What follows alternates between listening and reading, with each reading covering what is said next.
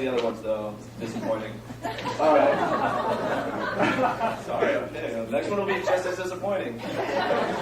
All right, so our next performer, his name is Ricardo Gutierrez. His official title is chairperson. Not because he oversees any committees, but because he's half chair, half person. Ricardo Gutierrez, everybody.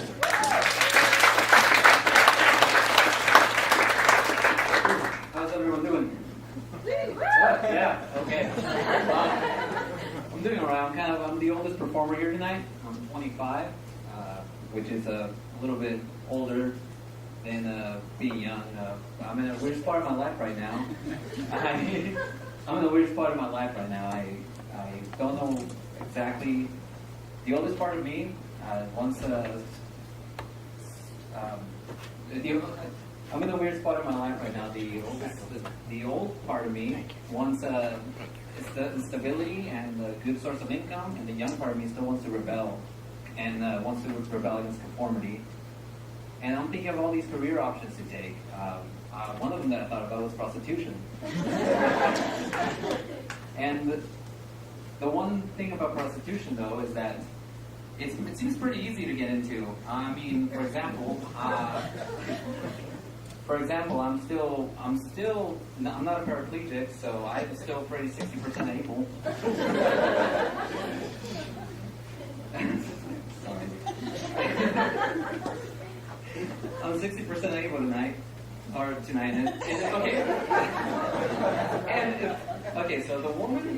Okay, so the easy part about prostitution seems like that the woman or the man, depending on how busy I am, will only use one part of my body, and that is my penis. And it still seems to have a function. I mean, it doesn't have a great shape, but at least it still works. And when I tell my friends that I want to get into hooking, the one thing they always tell me is that you should try porn. Porn would be a lot easier. And the one thing I tell them is that porn and prostitution aren't the same thing at all. For example, hooking is like driving a cab at night and picking up any fare that's available, and prostitution is like driving a race car, where it requires a little bit more finesse because you're trapped in an enclosed space for many hours at a time.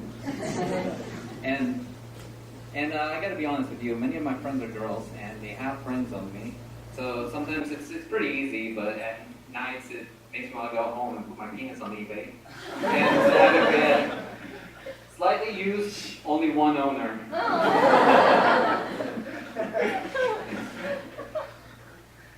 And one thing about my friends is that I kind of given up on the dating game. I did get the Tinder app. And if you don't know what that is, you swipe left for a dislike, swipe right for a like. And the pleasure I get from disliking these girls, you probably spent plenty of time making these profile pictures so elaborate. I think they look so beautiful, and I just swipe them left, I barely even take a second to look at them. And the one suggestion I would give to the app maker was to give them a daily count at the end of the day that would basically tell them how many rejections they get. So the rejections they get, so can you imagine the amount of harm it would do? No amount of DYKYB headbands would help them. And although I said I'm done with the dating game, I do talk to my friends about girls. Like the other day I was talking to my friend about girls, and he said, I am kind of interested in one girl. And I said, as the supporting friend I am, I said, you should hit it, right? And he was like, well, there's a slight problem. She's kind of my cousin. I said, okay.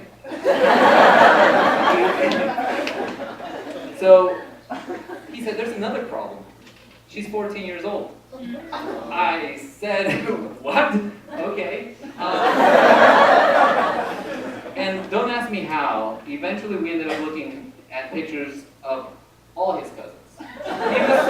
He was trying to convince me that all of his cousins were hot. And as a supportive friend I was at the time, obviously, he's not my friend anymore, I was watching with him, and there was one picture, and her cousin was with this beautiful black woman, about 22 years old. So of course, I say, who's that? And he goes, turns to me in the straightest face, he goes, dude, she's black. And I'm like, again, what? He goes, that's disgusting. First of all, you're thinking of fucking your 14-year-old cousin. Second of all, she's your 14-year-old cousin. What the fuck is wrong with you? So, honestly, he's not my friend anymore. And I have been trying to make more friends out there. For example, the other day I went to the bathroom and I began to pee like one does at the bathroom. And I washed my hands as I went out, because I always wash my hands. As I went out, I realized I still had the paper towel in my hand, so I went back in and threw it away. And this guy in the stall just lets loose. And I'm thinking to myself, why was he ignoring me? He doesn't know me. We could have been great friends. So, obviously, at that time I just walked away, but days later, I thought, I should have waited for him. I should have waited for him outside the stall. When he came out, I would have looked him in the eye and been like, what's wrong with me? You really don't know my interests. You don't know my dislikes. If we would have been to the movies, I like to buy my friends popcorn. And we're talking poop corn, which is a funny little joke that we could say when we tell people how we met. And then actually thinking about it gave me another idea.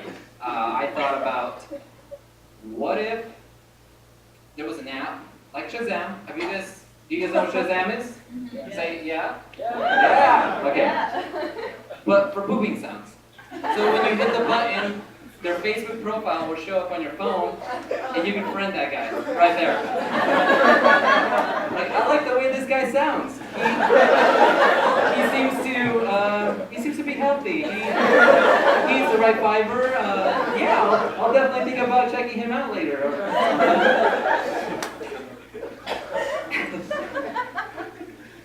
So, now let's just change the subject real quick, and we're probably gonna call it quits tonight. Why do we care about Helen Keller? Because she was blind, deaf, and mute? I mean, if you've ever driven with a woman, you know that deaf and blind is just a genetic trait unless of a disability. And mute is kind of a gift from God. So, even though I just said Helen Keller was a gift from God, I like to say, before I leave tonight, that I don't actually believe in God, but I do believe in an ape in the Midwest who goes by the name of Bigfoot. So a benevolent being who created anything and everything is not that far off. And I'll leave you now by, actually I'll be presenting our last performer tonight. Straight out of Dr. Seuss's Nightmares, Maximilian Cordero.